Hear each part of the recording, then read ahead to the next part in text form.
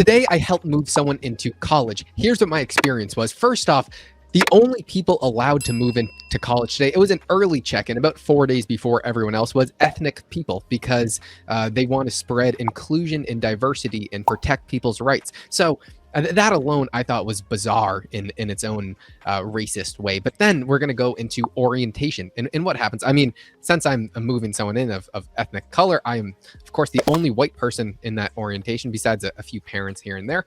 But the president of this organization comes up in front of the class and says, guys, this is the most ethnic group of students we have had in the history of this college. He said, that is not by accident.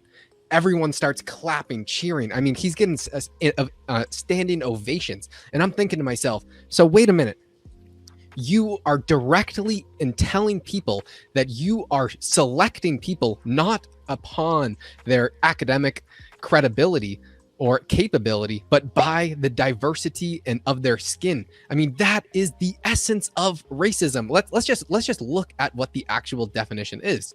Prejudice, discrimination, or antagonism directed against a person or people of the basis of their membership in a particular racial or ethnic group. So basically, you are choosing and picking someone based upon their ethnic group. It doesn't have to be bad either. You are getting a special privilege if you are of ethnic color. But wait, it gets better.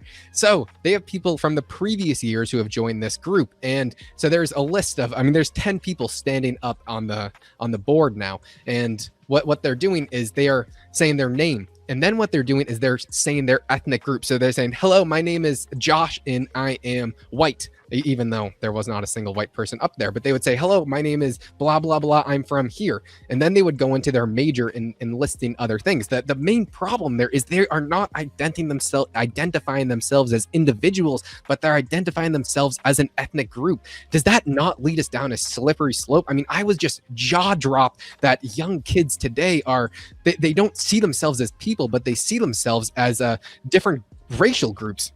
So I guess my question to you, Justin, is, I mean, am I just wildly overthinking this? And I'm just a white privileged male, so I would never understand the struggles. And then two, if I was someone of an ethnic category, what would I want? I would want to be treated just like everybody else. And that includes, I would not want a special privilege because of my standing in my genetic background, because that makes zero sense in equality, because is that not what everyone's fighting for? We want equality of opportunity. So why would we have special privileges? It doesn't make rational sense within my mind. Oh, I think that it does, because it's not about equality. It's not about a beautiful utopia. It's about power. Three things immediately come to mind. You mentioned the definition of racism. You want to put an important exclusion that racism against whites, that's completely kosher. And I'm completely serious when I say that. So that's the first thing. The second thing is that Bloom highlights this when he talks about the framers of America originally wanted to set up a system to keep in check factions, things that they viewed as inherently dangerous. And in keeping these factions in check, they would be pitted against each other. So there would be a focus on the common whole. Like, what is it to be an American versus getting lost in something else or whatever, right? So again, Bloom identified this, and Bloom also identified the fallout from the university system. When you have these, Bloom referred to it as a little black empire, but the point was that it was incredibly damaging and disgraceful to everyone who was involved in the situation for a variety of reasons. Separate video on that front. And lastly, I will note that back in 1863, when the Republicans freed the slaves from Democrat plantations, because remember, Democrats were the party of the KKK, it took the Democrats about 100 years to get the people they lost back on the plantation. And of course, the best slaves are the people who don't realize that they were wearing chains. The chains are in the mind. And when you create identity politics, when you break apart the nuclear family, as Tom Sowell, and other people have identified, including, Kevin's had Sowell identified this, Samuels carried it on. And it started with, or I would argue that it started with with LBJ's Great Society, again, another Democrat. And what did he say? He wanted to have those people voting Democrat for the... There was a cute phrase he said. I can't say it on air, but I'm sure if you Google it, it'll come up. Anyways, the point is that the Democrats, it took about a century to get the slaves back on the plantation, but sure enough, where there's a will, there's a way, and there you go. So yeah, I forgot to mention a few things. So you walk into this orientation thing, a bunch of 19, 20, 21-year-old kids, everyone is wearing a mask and they're handing them out. They're saying, everyone, you need to wear a mask in the auditorium because that is the only thing that's safe. And you have to go there with, you need a negative COVID test to even like enter this place. Or just like, I mean, it is ridiculous. I mean, it's lockdown security. I mean, it wasn't that serious, but you were supposed to have a negative COVID test before going there, and they wanted you to wear a mask inside. But besides the point, that's not even the important part. And when people were saying their ethnic group, other people that were of that same group, they'd start clapping. Like they'd say, "Oh, Trinidad," and then you'd see a group of people, and then they would say, "Oh, Lithuania." Oh, Did they say American? Did they ever say American at all? No. And every single one of those people, they were born in America. It is just boggles my mind because these people by land, they're American, and or they don't even identify as people, they're identifying as a racial group. I mean, people are just going so far off into this race means everything when it actually matters not at all. Nobody in other countries think about race at all. I mean, ever. It's not even a subject. What else? Because it can't get any crazier, right? They had a few speakers, and I mean, Justin, you would love these guys. I mean, it was, you would love them. So First Lady, I don't mean to pogue any colors, but she was a white female. She seems to, I mean, if she was a dude, she'd have to worry a lot about monkeypox. That's all I'd have to say. And her job title is, I mean, every single one of these job titles, there was inclusion was involved. Their only job is to make sure everyone is included in everything, because we have to make sure that is how it is. But inclusion of everyone of ethnic groups that are not white, because everyone, like, basically the only people who can move in today, if you're not white, you could go.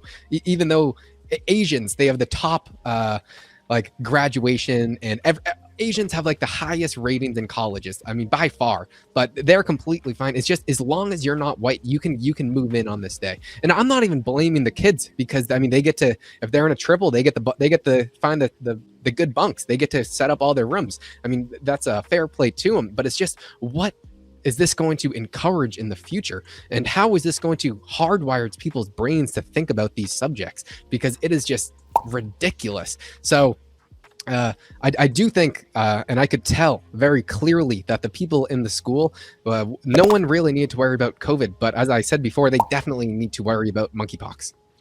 Yeah, and I would say too, the person you moved in, I certainly hope that this particular individual survives the mind virus assault.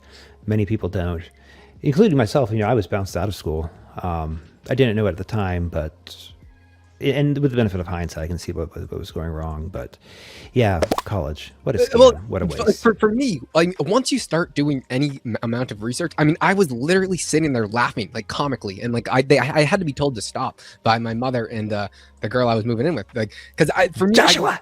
I just found it funny how anybody could listen to these people and not be mind blown. I mean, it is just like the programming that has gone through people's heads, and the complete brainwashing and utter lack of thought that people have to think that this is not only okay, but it is morally and ethically right. It makes no sense.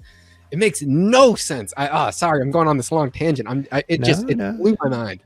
You're right. Like I said, Josh, there is a reason they put those square caps on people's round heads.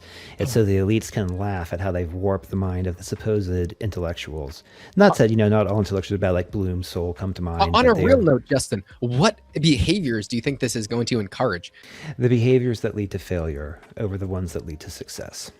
Oh, And then when they fail, they'll blame anyone but themselves. That's the best part about it. They just will double down, like, oh, we're not being inclusive enough. Oh, it's just the patriarchy or whatever.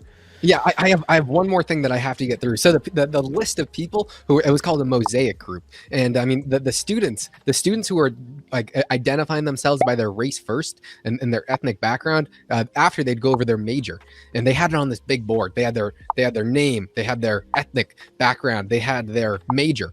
And every single one of their majors, Justin, had something to do with a bizarre something I've never even heard of, like some that like was straight out of like if I was trying to think of the most obscure names for majors, I couldn't do it. It was like business management inclusion for all. Like it was just so absurd that I couldn't imagine that people were just like clapping, thinking that this is fantastic. And I'm going to get the greatest opportunity. My life is going to be great. I'm going to be driving in a Lamborghini with Andrew Tate to my right. Yeah, I can tell you right now when I make hiring decisions, if I see a university degree, no, sir. But like I said, I'm sure they will make excellent future long-term tenants when they obligate themselves to a bunch of debt. And I'm certain the elites know that too. You know, what better way, at least for the time being, for them to run up a bunch of debt, getting a useless degree and make this is what I talk about, you know, the plantation and the chains, you know, they forge them themselves and they willingly walk onto it. So I have 3 questions for you, the viewer. Are you a college student? Have you experienced anything like this? And am I absurd thinking that this is wildly racist in an odd, obscure way? Even if you're giving someone a positive benefit based upon their ethnic background, it just makes no sense. If you or are someone of an ethnic background, do you want to be treated differently because of that, for better or worse?